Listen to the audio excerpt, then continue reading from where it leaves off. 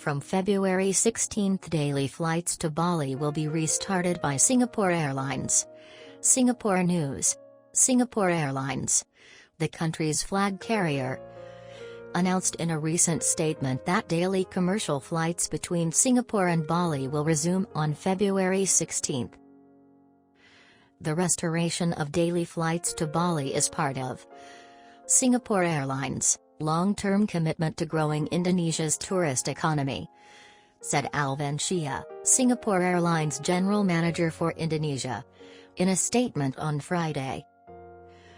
The announcement came after Indonesia and Singapore agreed earlier this week to enable fully vaccinated persons to travel freely between the city-state and the islands of Batam and Bintan as part of Southeast Asia's largest economy's efforts to revitalize its tourist industry. The airline would use a Boeing B787-10 aircraft with a seating capacity of 337 people, 36 in business class and 301 in economy.